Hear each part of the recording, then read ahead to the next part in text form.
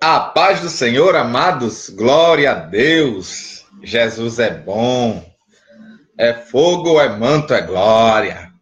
Aleluia. Olha só, estou aqui esperando por vocês. Enquanto isso, vamos dizer que esta doutrina é uma das mais importantes para a interpretação da própria Escritura. Então você tem que entender que a Bíblia interpreta a Bíblia. Como é que se dá isso em outra live chamada de hermenêutica? Quando eu terminar essa daqui, a gente vai para lá para fazer a interpretação. Mas hoje temos o título, o tema da bibliologia, é o assunto sobre inspiração da Bíblia. Glória a Deus. Aqui, pastor Wallace Kandahar. Para quem ainda não me conhece, tem gente já chegando para mim dizendo, através dessas lives, veja como é essa ferramenta, né?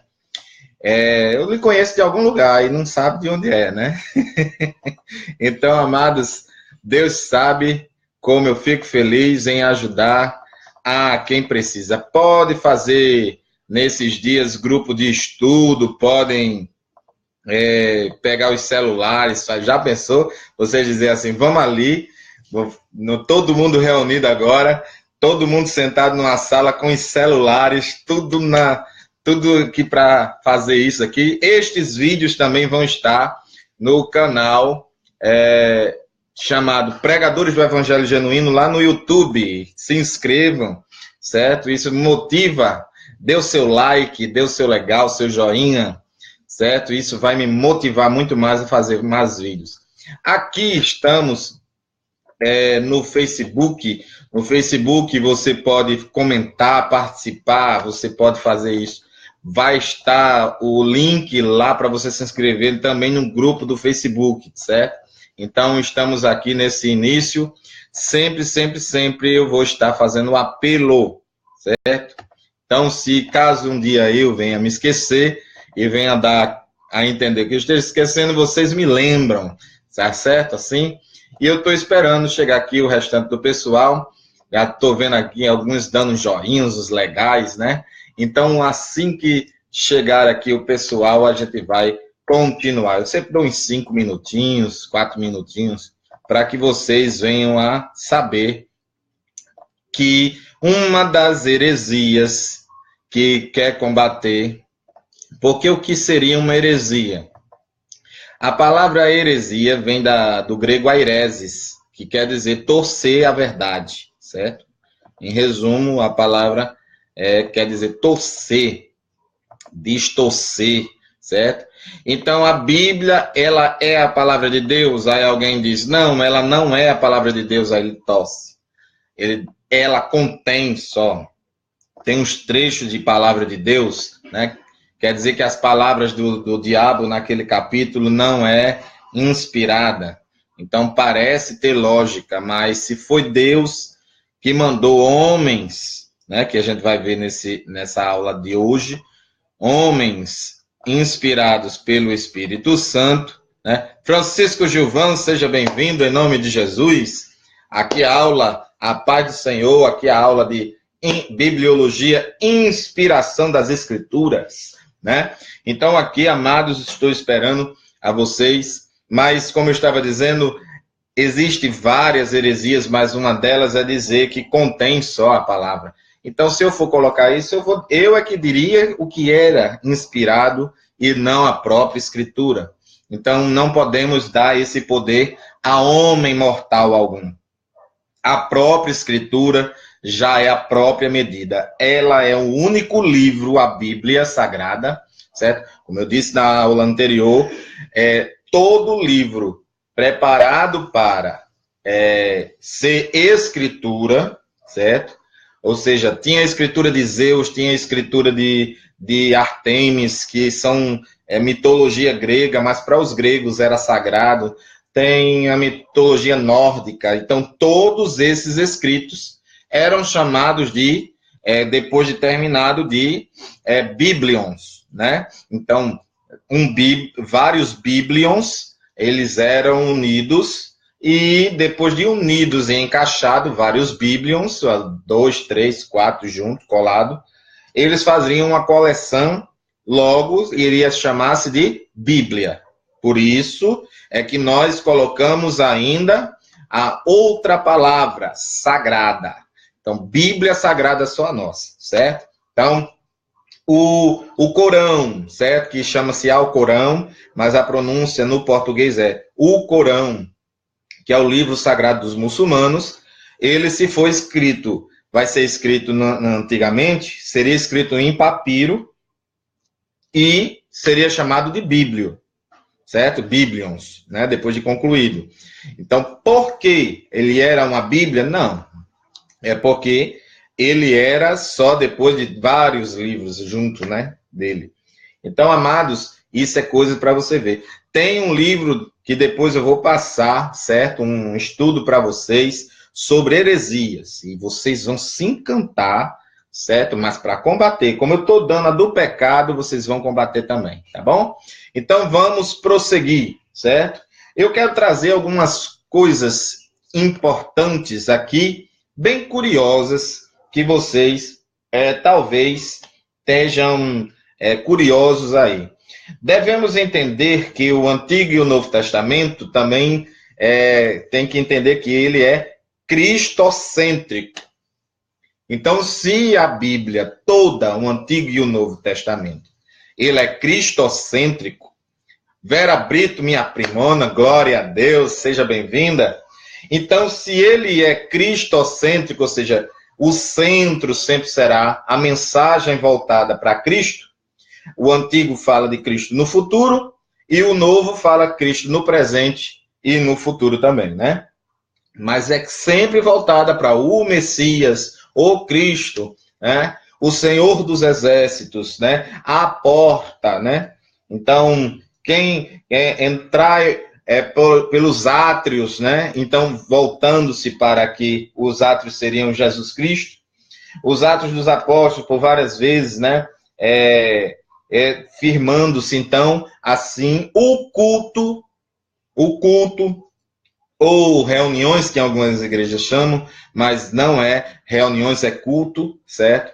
Culto porque eles não querem usar, porque eles alegam ser uma palavra para cultos pagãos, mas a palavra culto não era usada só para isso. Então, cultos é um ato de adorar uma divindade. No nosso caso, nós adoramos a Santíssima Trindade, certo? Na unidade. Um único Deus na Trindade, certo?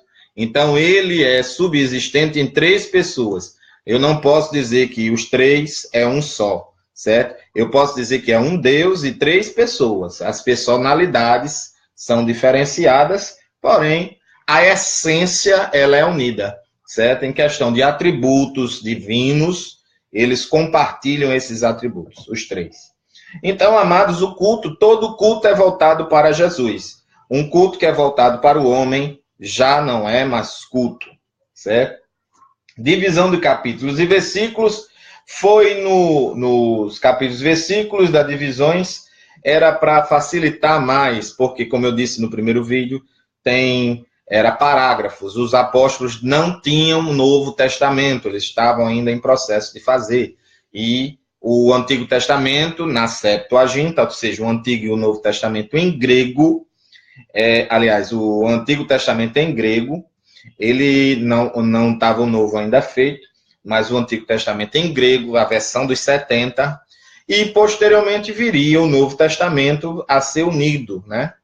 E eles eram usados, era a Bíblia no Antigo, a do Antigo Testamento era a Bíblia nos tempos de Jesus, certo? Então, eles não tinham outra maneira de falar de Bíblia se não fosse pelo Antigo Testamento, porque Paulo ainda ia ser inspirado para escrever 13 maravilhosas cartas, que até hoje é uma das bases do cristianismo, certo? É as cartas de Paulo, né? Então, no ano de 1227, um professor da Universidade de Paris, o a serviço de Cantuária, Stephen Langton, dividiu a Bíblia em capítulos. Só em 1551, olha quanto tempo depois, através de Robert Stephanus, impressor parisiense, foi que a Bíblia teve acrescentado a divisão de versículos. E por isso hoje você pode dizer capítulo tal, versículo tal, a esses dois grandes homens de Deus. Stephanus publicou a Bíblia na Vulgata Latina, certo? Que é em latim, ela toda em latim, né? Então, na época, era mais ou menos assim que os padres falavam, El Spiritus e Paracletus Sanctus, amém. Aí todo mundo só sabia o amém, porque era toda em latim. Então ele estava falando a verdade. É o Espírito Santo, amém. Entendeu? Então eles não iriam entender. E eles não queriam que o povo entendesse. Queriam que o povo fosse ignorante. Então aí entrou os homens de Deus, enviados por Deus, para que publicasse a Bíblia na língua do povo. E é isso que hoje nós chamamos de versões. Aleluia! Mas a Bíblia, no ano de 1477 da era cristã, já era cristã, certo? Ela foi descoberta a imprensa e foi impressa. E na porção, a Bíblia hebraica e o livro de Salmos, certo? Que é muito conhecido hoje por isso daí. Mas o livro de Salmos, ele não é um livro... Chore não, priminha. Chore não. Então, o que acontece? Em 1488, achava-se completa a impressão da Bíblia hebraica. E por isso, certo? A Bíblia, por ser diretamente do hebraico, não tem como ter sido adulterada. Então, isso daí é uma acusação, certo? Contra a doutrina da Bíblia, certo? O que eu acho engraçado é que os evolucionistas, eles dizem que quem escreveu a Bíblia foi homens. Aí, uma vez eu perguntei a um deles, e quem escreveu os livros de vocês? Foi um macaco, foi? Porque, na verdade, não tem outra maneira de se escrever. Só que a diferença da escritura é a matéria que a gente vai falar hoje. Foi inspirada, soprada por Deus. E aí eu vou explicar como. Aqui o Antigo Testamento, pelo Antônio Gilberto, certo? E através dos séculos, ele nos informa o seguinte, ele fazendo um estudo. O Antigo Testamento tem 929 capítulos e 23.214 versículos. São curiosidades que eu quero dar para vocês. O Novo Testamento tem 260 capítulos e 7.959 versículos. A Bíblia toda tem 1.189 capítulos e 31.173 versículos. O número de palavras e letras depende do idioma e versão, certo? O maior capítulo é o Salmo 119, e que não é capítulo, aqui é só uma maneira de falar. O Salmo é números, porque é como se fosse uma harpa hebraica, certo? Porque eles cantavam aquilo dali, os Salmos. Então eu não posso dizer que é capítulo, mesmo porque o padrão de capítulos ele não segue. O Salmo 119 é extenso e o Salmo 117 é pequeno. Então não segue um padrão. O menor é o 117. O maior versículo está em Esté 8:9, que é desse tamanho assim. O menor em Lucas 20:30, em João 11:35. Depende das traduções ou versões. Os livros de Esté e Cantares não contêm a palavra de Deus. Não tem nenhum formato de Elohim, não tem nenhuma forma Deus, não tem. Não aparece nem em Cantares de Salomão e nem em Esté, certo? Porém, a presença dele é evidente nos fatos desenrolados. No livro de Esté, a libertação do povo judeu ali, né? A salvação da morte. E no de Cantares, o casamento ali, o ato conjugal que Deus concorda, né? Então, há na Bíblia 8.000 menções de nomes, né, sobre Deus, nos seus variados nomes divinos. Só que para escrever esses nomes, os judeus pegavam a caneta, que era uma pena na época, escrevia, antes de escrever o nome de Deus, chegava no nome de Deus, que ele via que era Deus, ele pegava, fazia uma reverência, fazia uma oração, para que não pecasse e deixasse aquele nome como comum. E aí, ao término de escrever, eles pegavam a pena e se desfazia da pena. Agora, 8.000 nomes na Bíblia. E toda vez que fosse repassar a Escritura, 8.000 penas. Vocês estão entendendo aí? É muita reverência. É muita reverência. Muito respeito pelo sagrado nome do Senhor. Então, não torne comum. Nesse ponto, eles são exemplos, certo? Então, faz 177 menções ao diabo e seus nomes, certo? Há alguns fatos interessantes, certo?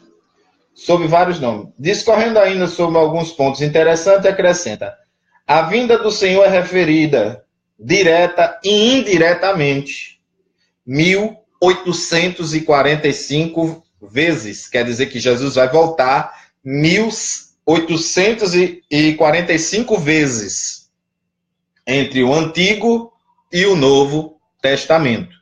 No Antigo Testamento, 1.527. E no Novo Testamento, 318 vezes. Por incrível que pareça, o Antigo fala mais da volta de Jesus. O grande e terrível dia do Senhor, né? Então, faz alusão à volta dele. O livro de Isaías é considerado uma miniatura da Bíblia. Eita, aleluia! Né? Então, o livro do profeta Isaías, ele é considerado, porque a Bíblia tem 66 livros e Isaías tem 66 capítulos, né? O livro do profeta Isaías. Então, amados, são alguns fatos bem interessantes, certo? Características da palavra inspiração, certo? Não é aquela inspiração poética. Já vou dizendo que é aquilo que a pessoa diz, eu estou apaixonada, né? Aí me inspirou uma letra de uma música, me inspirou uma letra de um poema. Não é essa inspiração, certo? É uma inspiração divina. Então, a palavra aqui é theopneutos, em grego. Theopneutos, certo? Theopneutos quer dizer soprado por Deus. Inspiração, soprada por Deus. Amém? Então, veja aí que a Bíblia foi soprada. Ditada, palavra por palavra, não. Os homens inspirados por Deus, como Deus está em todo lugar, ele foi e influenciou através do seu Espírito Santo e soprou esses homens, soprou as palavras, disse o que era para escrever e eles literalmente escreveram o que Deus quis. Prova esta é de que a Bíblia funciona até hoje. A questão teológica é de que a versão da Bíblia, as versões originais, todas originais da Bíblia, que vieram do punho do apóstolo Paulo, não existe mais, claro, porque é papel, né? Era papiro, mas com certeza, como todo bom judeu, ele não altera a escritura. Então, ele passou para os manuscritos. Só que, no livro de Jó, teve uma exceção, que nas nossas Bíblias em português, eu não me lembro em capítulo, mas aquele capítulo, se eu não me engano, é o capítulo 2, onde a mulher de Jó diz assim: amaldiçoa o teu Deus e morre, certo? Em grego, certo? E em hebraico está: abençoa o teu Deus, reverencia o teu Deus e morre. E tá adulterado? Tá não. Os judeus botaram no rodapé que o texto se referia a uma maldição do nome de Deus, que era muito pesado, e eles esclarecem no rodapé, dizendo que eles colocaram por temor. Então, veja que eles deixam bem claro que o texto ali não é desta forma. Então, eles deixaram claro, eles não mentiram, eles não esconderam, eles poderiam ter escondido. E eles não esconderam o fato de que eles temeram escrever, veja a reverência. E eles chegaram e botaram no rodapé. Pelo fato de ser pesado demais, tememos escrever, mas a verdade é que aí no rodapé colocaram: amaldiçoa o teu Deus e morre. Então as nossas em português estão certas. Então não tem nada adulterado. A inspiração, certo? Encontramos a autoridade divina. De fato, a Bíblia foi literalmente soprada, certo? Por fato de ser inspirada. Mas poderemos descrever e definir a inspiração bíblica como? Vamos lá? Encontramos, e para definir qualquer coisa segundo a visão de Deus, para você formular um pensamento e você dizer, Deus concorda com esse pensamento, você tem que somar os versículos do Antigo e Novo Testamento, e eu vou falar aqui para os irmãos que gostam de estudar a Bíblia. Pastores, ovelhas, tanto faz. Não peguem aquela visão PF encurtada, prato feito, né, o PF, de certos pregadores que dão a visão pessoal deles porque o tempo é curto. Não é de propósito, mas porque o tempo é curto, eles dão a visão deles. E eles resumem um ponto de vista daquela ideia por inteiro, que é uma pregação. A pregação, eu costumo dar um exemplo sobre a pregação e o estudo bíblico. A pregação é quando você está dentro de um carro, a estrada está seguindo, e você, dentro do carro, você vê aquelas árvores passando. Bem rápido, né? Passando e o carro andando. 60, 80 quilômetros. E as árvores passando. Você olha pela janela e você só vê a paisagem passando assim rápido. E isso é a pregação. O estudo é você descer do carro em cada árvore e tirar uma foto. Entendeu aí? Então, o estudo é isso, é mais detalhado. Você para a leitura e examina. Então, para você falar de divórcio, irmão, e dizer que aquela visão é de Deus, você tem que ver todo o assunto do Antigo Testamento até o Novo Testamento sobre divórcio e ver que Deus concorda com isso, foi maleável nisso, advertiu isso, disse que odiava isso, para você dizer o que é que Deus concorda sobre o divórcio, certo? Casamento. O que é que Deus e o porquê Deus quer que os casais se casem? Você tem que pegar todo do Antigo. Por isso deixará o homem, o pai e sua mãe, e se unirá à sua mulher. Se unir, fala de família nova. Paulo diz, queria que todos fossem como eu, mas por causa da prostituição, eu quero que vocês casem. Nesses 2 versículos, eu já entendo que a forma que Deus achou para fazer uma nova família é a construção do casamento. E começa você casando. Por questão de quê? De pecado, para evitar o pecado da fornicação, prostituição e adultério. Os casamentos que são mais desfeitos, são os que realmente são sem o casamento. São os se juntou. Pronto. O segundo é aquelas pessoas que não querem construir. Elas querem destruir. Elas querem cancelar. Esses daí são os que querem. Mas voltando para a Escritura, lá no Antigo Testamento tem o Jó 32:8. Vou pegar a espada, Jó 32:8. Jó 32:8. E vamos ver o que é que ele fala da inspiração. 32:8. Achei. Contudo, o homem tem um espírito e o sopro de Shaddai. Olha só. Shaddai, o Todo-Poderoso. E lhe proporciona entendimento. Sopro, inspiração. Em outra versão fala inspiração do Todo-Poderoso. Certo? Então aparece a palavra inspiração. E no Novo Testamento aparece em 2 Timóteo, capítulo 3.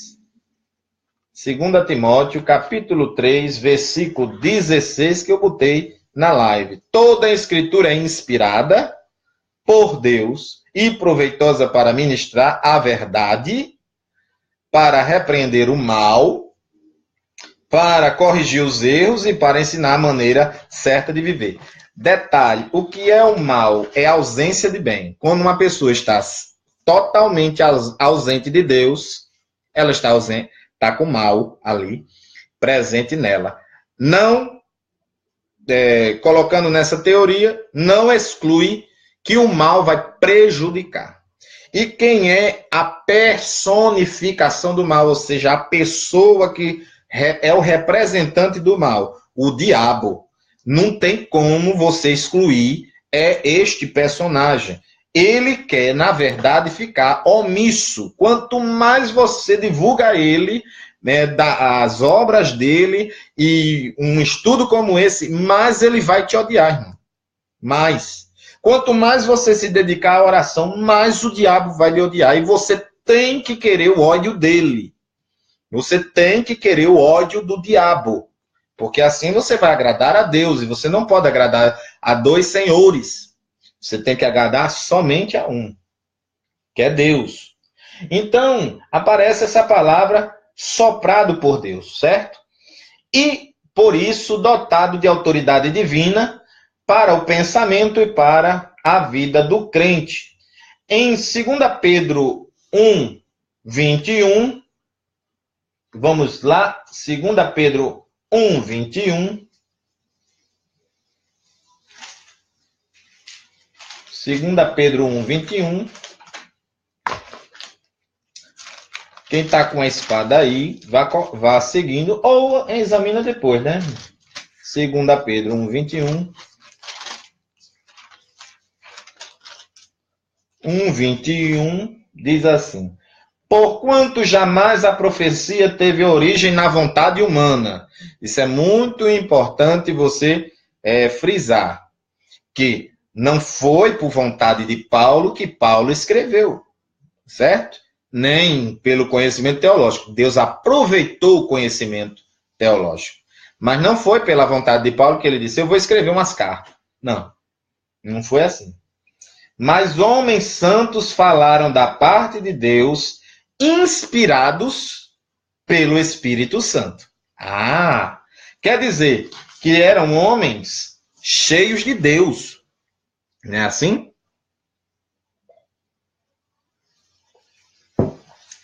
Eram homens cheios de Deus. E eles falavam cheios e inspirados pelo Espírito Santo. Diz respeito à inspiração bíblica, onde podemos inferir, ou seja, entender por inferência, quer dizer, que não diz claramente esta ideia, mas você tem já a base para afirmar. Se chama inferência. Que podemos inferir que os profetas eram homens cujas as mensagens não se originaram de seus próprios impulsos. Não é o que ele diz ali? Vontade humana. Mas ele diz vontade humana. Então, por inferência, a gente entende que vontade humana é impulso. Não, então, não foi por impulso, né? Podemos afirmar. Mas foram soprados pelo Espírito Santo. Pela revelação, Deus falou aos profetas de muitas maneiras, como está em Hebreus 1:1, por meio dos anjos, visões, sonhos, vozes, milagres. Inspiração é a forma pela qual Deus falou aos homens mediante os profetas. No Antigo Testamento, eu vou falar isso mais completo em outro vídeo. No Antigo Testamento, o Espírito Santo entrava no profeta, cumpria a missão e subia. hoje ele permanece em nós. Né? Hoje nós temos inspirações divinas? Sim, nós temos inspirações divinas, mas não mais para escrever a Bíblia. O propósito de escrever a Bíblia, Deus reservou cerca de 40 pessoas para escrevê-la.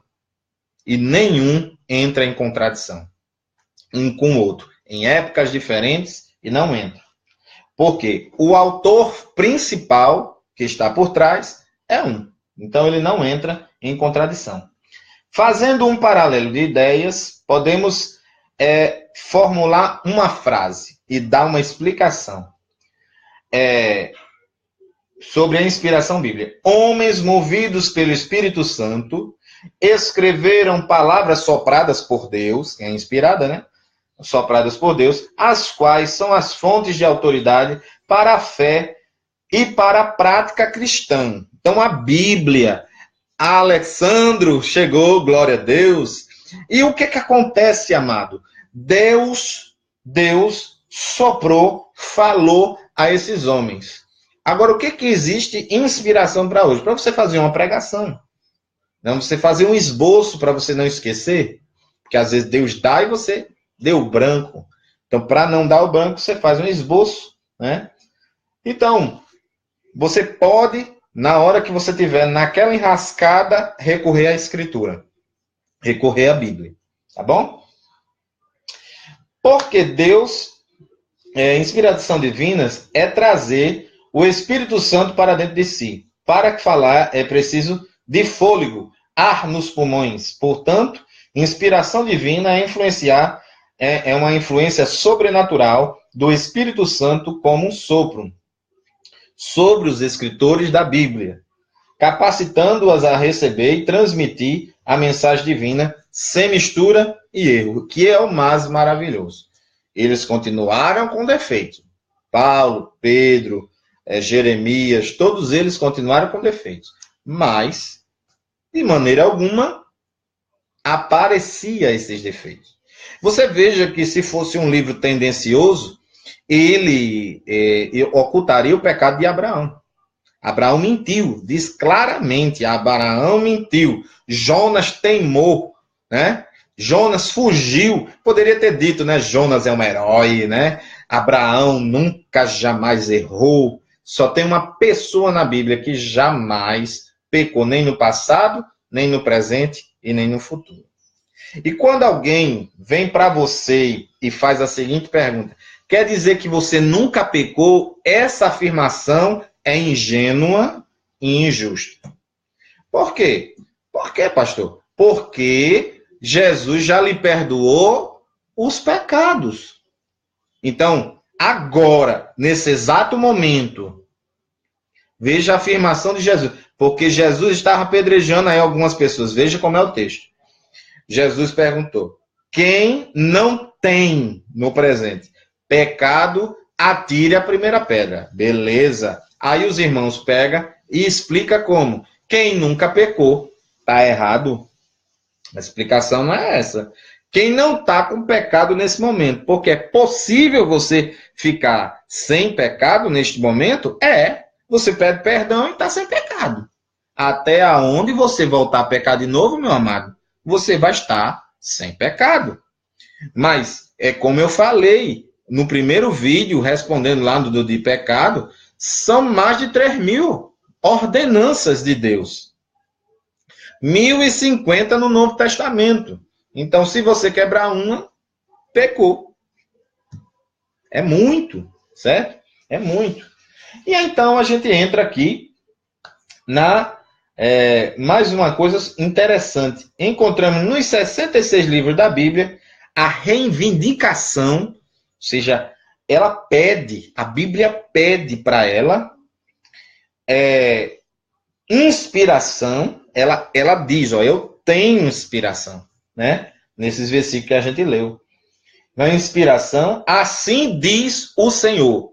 O livro que fosse achado, no formato que fosse chegando, que dissesse assim diz o Senhor, né? Ou falou Deus, isso, já era aceito de cara. Por quê? Porque Deus é que está dizendo aquilo. Mas porque tem uns livros que não entrou na nossa Bíblia e que entrou na católica, porque eles só foram colocados na Bíblia católica depois do descobrimento do Brasil. 1546 foi feito um concílio e eles colocaram lá, e deuterocanônicos, ou seja, segundo canon. Não existe segundo canon para a gente. O nosso canon é composto de 66 livros, o dele é 72. Então, um dos livros lá chama-se Baruque, se eu não me engano é Baruque. Não, primeiro e segundo Macabeus, que ele vai dizer no finalzinho do livro. Se vocês tiverem uma Bíblia católica, você veja primeiro e segundo Macabeus, o último capítulo, você leia ele, que você vai ver o escritor dizendo: se eu não mereci, e se eu não estou, é mais ou menos assim, e se eu não cheguei à altura, eu peço perdão. Ele se desculpando porque escreveu daquele jeito ali. Então, dos 66 que a gente tem, nenhuma vez eles pedem perdão por ter sido revelado o chicote, os concertos, as repreensões, as consolações, as verdades e as alegrias, os direcionamentos, por mais duro que às vezes seja para nós que iniciamos no pecado. Mas um evangelho que não incomoda não é evangelho. Não é evangelho. Então, aplica aos escritos, não aos escritores, certo? A Bíblia exige a ela, não a Paulo, não a Apolo, não a nenhum escritor, mas somente a Bíblia. A Bíblia é que é inspirada e não seus autores humanos, certo? Eles foram inspirados, mas eles não são inspirados. Parece uma contradição, mas ele não tem uma reivindicação de autoridade do escritor. Ele não é divino, ele não tem essa divindade. Mas a Bíblia tem. Entendeu? Aí é só aparente contradição. Segundo Norman L. Geisler, escritor renomado de vários livros e professor de teologia sistemática no Seminário Teológico de Dallas, ele diz que o adequado, então, é dizer que o produto é inspirado, os produtores não. Então, o produto, Bíblia, ela é inspirada, você pode pegar aquelas páginas ali, e o Alessandro disse até uma coisa que eu concordei no vídeo passado, que antigamente a gente dizia assim, procura uma igreja perto da sua casa, né? A igreja que eu falo lá nos vídeos, claro, é do jeito que ele falou, ele sabe disso, mas é até mais seguro, de certa forma, dizer do jeito que ele falou. Por quê? O que ele me disse no vídeo passado, nos comentários, foi: hoje em dia eu tenho que dizer, procure uma igreja que se adequa à sua Bíblia. Verdade. Isso é verdade. Eu gostei. Agora, existem igrejas já adequadas à palavra. Sabendo que nós estamos no tempo da graça, e se é por graça, não é por lei, né? Então, tem gente querendo trazer o tempo da lei para cá, usando barba grande, né, o talite aqui colocando. Isso daí está todo errado, certo? Nós estamos no tempo da graça. Quem é a carta lida, quem quer carta, quando você não derem carta para você, Deus é quem vai testificar de você, a menos que você não acredite. Né? Mas se você tem fé, Deus vai. Deus já foi meu advogado em uma situação, irmão. Muito complicada. Existe a definição teológica do processo total de inspiração da Bíblia, que envolve 3 elementos essenciais: a causalidade divina, a mediação profética e a autoridade escrita. Então, vamos lá. Primeiro ponto, que apresenta a Deus, a causalidade divina, que apresenta a Deus como fonte primordial da inspiração divina. Certo? O primeiro ponto, o primeiro fator fundamental da doutrina da inspiração bíblica é também o mais importante. Deus é a fonte principal, certo? Da inspiração. Segundo, a mediação profética. O que doeu no coração de Deus também foi isso, viu?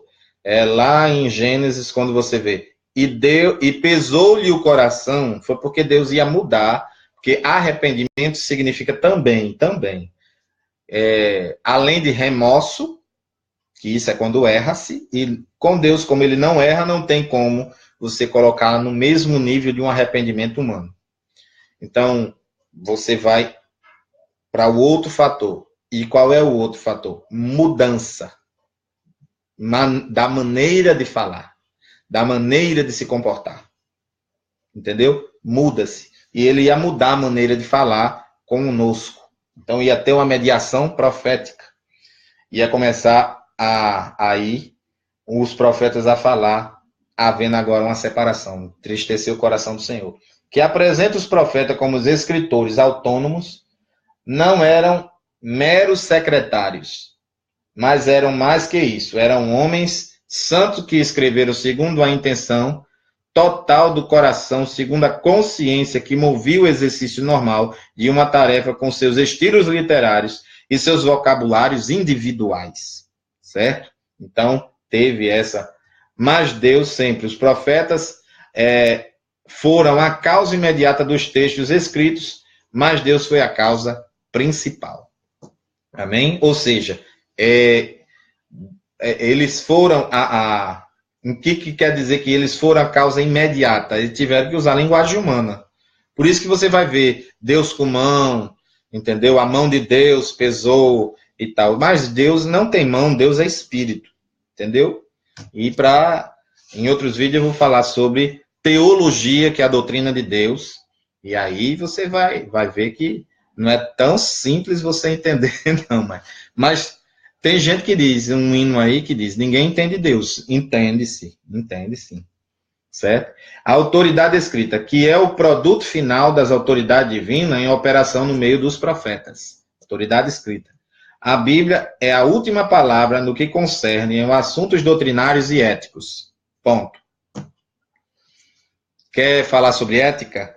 Certo e errado é ética. A ciência do certo e do errado. Dos absolutos. É a Bíblia.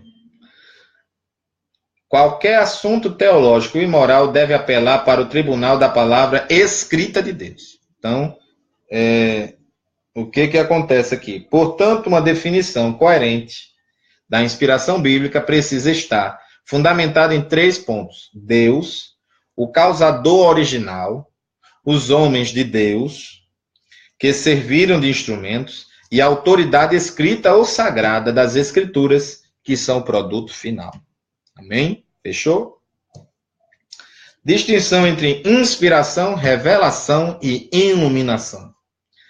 Inspiração é a revelação escrita aos homens, certo? Inspiração é a revelação escrita aos homens e que não traz em si mesma garantia alguma que os homens a entendam. Revelação é a exposição da verdade. Tira-se do mistério, que é ocultar, e revela-se a verdade. Ela prende-se à origem da verdade e à sua transmissão. Iluminação é a devida compreensão dessa verdade descoberta. A iluminação ocupa-se da posterior apreensão e compreensão da verdade revelada, certo? Em suma, ou seja, em resumo, a revelação é uma abertura objetiva, a iluminação é a compreensão subjetiva da revelação, a inspiração é o meio pelo qual a revelação se tornou uma exposição aberta e objetiva, a revelação é o fato da comunicação divina, a inspiração é o meio, a iluminação o dom de compreender essa comunicação. Amém? Então, você precisa das 3. Na verdade, quando você vai ler a Escritura, você tem a inspiração de Deus, mas em si você não entende, às vezes, a Escritura. Aí precisa da revelação, que você vai examinar o texto, contexto, e sem usar de pretexto, desculpa. E aí você vai ter a iluminação da parte de Deus para que você entenda o livro dele. E aí, sim, você vai ter isso daí. Certo? Então, implicações da inspiração bíblica. A inspiração dos originais, não das cópias, certo? Somente os manuscritos originais, conhecidos por autógrafos, foram inspirados por Deus. Os erros e as mudanças efetuadas nas cópias e nas traduções não podem ser atribuídos à inspiração original. Exemplo disto podemos encontrar em 2 Reis 8:26, em contraste com 2 Crônicas 22:2. Em virtude disso, podemos dizer que o original é o autorizado. A cópia errônea? Não. Certo? Então, por que a cópia é errônea? Não. É como eu disse no início, foi literalmente passado ao pé da letra. Outros exemplos poderão ser citados, como 1 Reis 4:26, 2 Crônicas 9:25. Existem mais de 3.000 cópias, certo? Porém, nenhum sequer original. Então, entra-se a uma inspiração derivada, certo? Então, vai passar do original, passou uma inspiração derivada dos originais, e não em si. Então, se não fosse assim, a Bíblia não queimaria um demônio. Entendeu? Que um irmão chegou e disse que ela era falha e botou lá e queimou o demônio. Amém? A pessoa não, mas o demônio queimou. Uma vez de cópias fiéis dos autógrafos, tecnicamente só os autógrafos são inspirados. Porém, de uma perspectiva prática, a Bíblia nas línguas da nossa época pode ser a transmissão exata dos originais e é a palavra de Deus inspirada. Então, na prática, se você for, os originais eram inspirados por Deus, diretamente.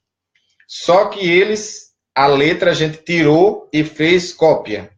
A inspiração direta não foi junta, mas uma derivada das letras, que Deus é fiel à palavra dele, sim. Agora, se modificar alguma coisa, Deus não tem compromisso. Tem com o livro completo. Como eu disse, tem umas versões aí que estão aparecendo dizendo que a Bíblia não é não. Viu? Tira texto sobre que condena o homossexualismo e tudo mais. Joga no mato. Inspiração do ensino, mas não de todo o conteúdo bíblico. É de suma importância ressaltar aqui que só que a Bíblia ensina foi inspirado por Deus e não apresenta erro. Nem tudo que está na Bíblia ficou isento de erro. E eu vou dizer aqui uma coisa. Nem tudo que se ensina está escrito literalmente na Bíblia. No entanto, não é errado. Vou dizer por quê. A palavra trindade você não vê na Bíblia. Você não vê a Bíblia. Então é errado dizer, está escrito trindade. Não. Não tem nada, não tem escrito trindade. Não tem essa palavra escrita. Nenhum dos livros tem. Não tem. Agora, ensina-se sobre trindade. Certo? Então não está escrito, mas ensina-se. Na Bíblia tem um ensino sobre a trindade. Pai, Filho e Espírito Santo. Os três são de mesmos atributos divinos, e assim vai. Então, como exemplo, é importante dizer que as Escrituras manifestam relatos de muitos atos maus, pecaminosos, mas de modo algum a Bíblia os elogia, certo? É como eu disse, Abraão pecou e acabou-se, certo? Então, amados, tem registros verdadeiros de uma mentira satânica, quando lemos Gênesis 3:4, e de uma perspectiva real de Satanás. Em todas as passagens que a Bíblia está declarando, deve ser estudado com cuidado a fim de apurar o que está ensinando na verdade. Só o que a Bíblia ensina que é inspirado. E não todas as palavras relacionadas a todo o seu conteúdo. Amém? Então, por exemplo, aparece lá a palavra diabo. É inspirado? Não. Mas o ensino que vai combater ele. Em resumo, a inspiração dos manuscritos originais da Bíblia nos foram concedidos pela revelação de Deus, e exatamente por isso detém a absoluta autoridade divina para formar o pensamento da vida cristã. Amém? Então, eu vou deixar vocês aqui com mais um relato e a gente encerra essa live de hoje, tá bom? Quanto à variedade de gêneros literários, bom, é importante considerarmos que as Sagradas Escrituras não foram ditadas palavra por palavra. Deus, no sentido comum que se atribui ao verbo ditar, embora encontramos, amém? Ô, pastora Vânia, Pai do Senhor, embora encontramos em Deuteronômio 4:10, Deus outorgando diretamente ao homem os 10 mandamentos, né? Contudo, nem sempre encontramos escrito ou fica implícito que a Bíblia é resultante de um ditado de palavra por palavra. Então, exclua essa ideia. Alguns fatores que contribuíram para a formação das Escrituras Sagradas foram, primeiro, a existência marcante de um diferencial no vocabulário e estilo entre os escritores da Bíblia. Então, teve aquela diferença, né? Uns era, por exemplo, o livro de Esté é persa, certo? Então, eles tiveram que passar para o hebraico e para o grego depois, conforme a necessidade da época. No início, era persa, eles estavam prisioneiros. Quando eles saíram, passaram para o hebraico. Literalmente. Não tem nada de adulteração. E, posteriormente, passaram a paz do Senhor, amada. E, posteriormente, tiveram que passar para o grego. Hoje, nós temos que passar para o português. Mas não pode fugir da ideia original do texto. Entendeu? A própria Bíblia usa documentos não bíblicos, né, em seu conteúdo. Aparece, né? Exemplo de Josué 10:13 e 2 Samuel 1:18 é mencionado o nome do livro de Jazar. Aparece esse livro que está perdido, certo? Em Judas 14, um livro apócrifo de Enoque, que existe, mas é apócrifo, sem inspiração divina. E até o poeta Epimênides, é isso. Atos 17:28 é citado, né? O evangelista Lucas reconhece o uso de muitas fontes escritas sobre a vida de Jesus na composição do seu próprio evangelho. Está lá em Lucas, do 1 ao 4, que ele fala, escreveu esse primeiro tratado e tudo mais. Né? 3. Os autores bíblicos empregavam vasta variedade de gêneros literários. Por conseguinte, não consideravam um ditado monótono em que as palavras não pronunciadas uma após a outra, segundo o mesmo padrão. A Bíblia faz uso, 4, da linguagem simples de senso comum do dia a dia, que salienta a ocorrência em um acontecimento, não a linguagem de fundamento científico. Entenda isso aí. Se bem que tem ciência nela. Quando Jesus diz, peça e receberá, não é só uma questão de fé ali, não. Ele está dizendo, determine, traga à existência aquilo que não existe, peça. Só que também ele diz, em tudo dá graças, que essa é a vontade do Pai. Então, no final de um pedido, ele está dizendo, agradeça. E aí vai vir a bênção. Isso é o poder também da mente, que Deus deu. E que você e eu não conseguimos usar ela 100%, mas conseguimos usar, certo? O que pega é que a maioria dos irmãos que são arminianos, quer dizer, segue 5 pontos da doutrina de Arminio, certo? Que são pentecostais, consequentemente, que eu também sou arminiano, eles não querem falar sobre isso. É o problema. Você tem que defender, você tem que estudar aquilo que você acredita. E eu vou dizer uma coisa, calvinista gosta de falar de calvinismo, viu? Gosta. E ele vai pegar você e vai tentar botar você no bolso. E fale, converse calmamente. Mas diga a visão que você defende. Este debate dura. Dia 31 de outubro, fez 500 anos de reforma. Dura mais de 500 anos. Esse debate. Tá bom? Quando a inerrância bíblica, tudo quanto Deus declara é verdade e isento de erro. Deus falou, tem que se cumprir. Acabou-se. Certo? Nada do que a Bíblia ensina contém erro. Não existe esse negócio de erro na Bíblia. Visto que a inerrância é considerada como uma consequência lógica da inspiração divina. Deus não pode mentir. Hebreus 6,18. Então, se apareceu algum erro, foi do copista, mas não de Deus. Entendeu? E não existe. Eles têm um cuidado severo para que nós possamos aplicar ela literalmente à nossa vida. Então, amados, eu quero deixar claro aqui que a Bíblia ela é inspirada, soprada por Deus, e que ela vai ser um livro confiável. Não tem erros. Não tem erros. Mas o herege, ele vai apontar. Naquele escrito e tal, emendando com esse, não bate. Por quê? O hebraico, se vocês não sabem, são 22 consoantes, não tem vogal. Amém? Por isso que chama tetagrama. O nome de Deus são 4 letras. YHWH. E como é que eu vou pronunciar isso? O judeu nunca pronuncia essa palavra que eu vou dizer aqui. Certo? Ele substitui pela palavra eterno. Certo? E minha esposa ama. Certo? A palavra eterno. Mas é mais seguro você pronunciar eterno.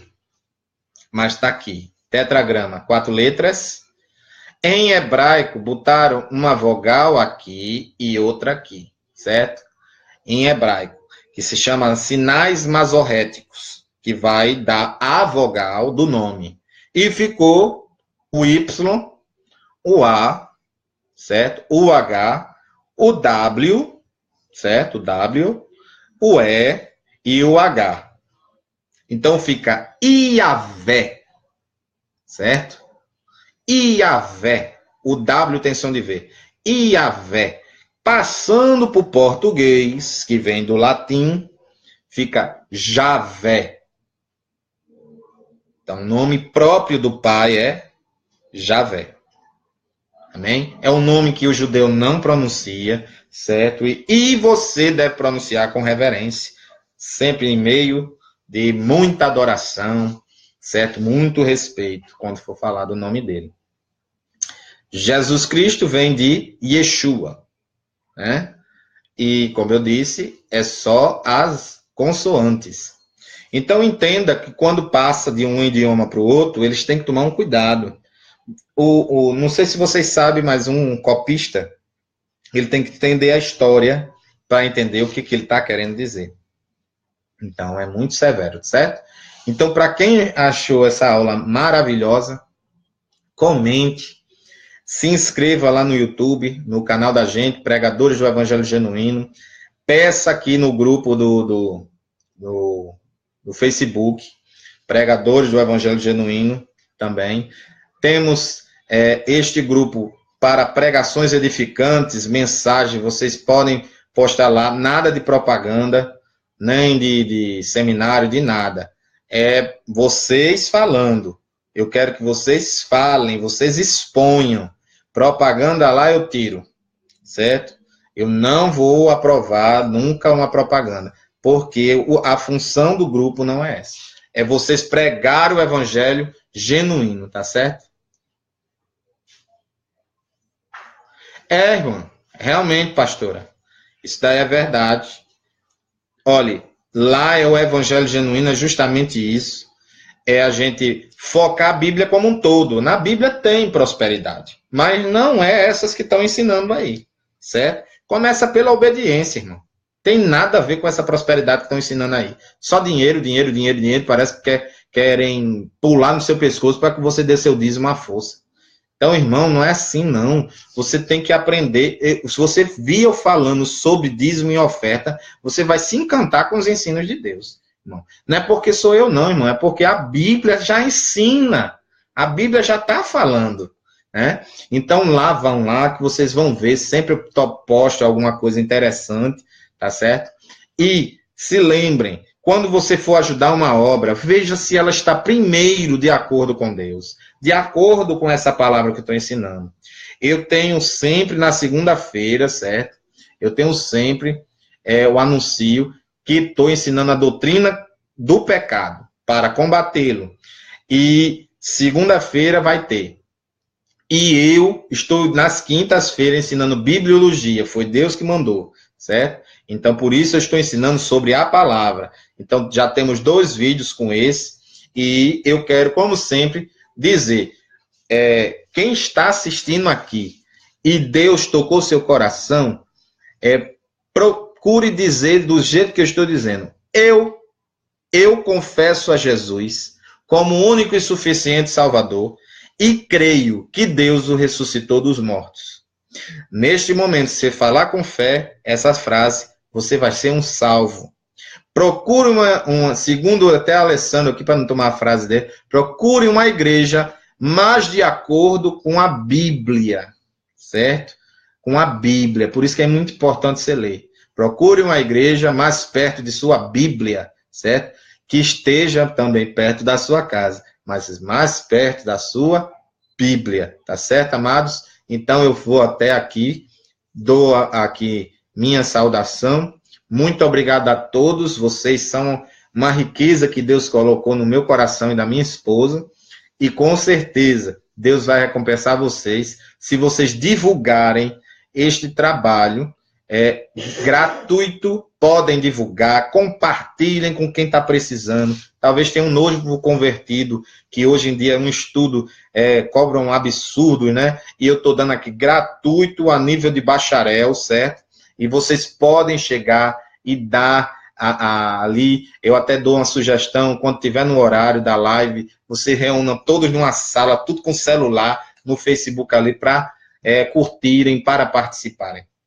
É muito bom, certo, irmão, estudar a palavra de Deus. Então, sempre, segunda, pecado e bibliologia na quinta-feira, tá bom assim? Então, até a gente terminar as 2 matérias, depois eu começo umas novas, e a gente vai vendo, vou falar sobre o Espírito Santo, sobre Deus, sobre Jesus, vocês vão se encantar, tá certo, amado? Inclusive prosperidade, meditações, tudo isso a gente vai falar ainda. Então, amados, Deus os abençoe, os recompense, e agora está com vocês. Compartilha aí, vai divulgando, se inscreve no canal do YouTube e dá o seu joinha, que vai valer muito, tá certo? Então, Deus os abençoe e graças a Deus.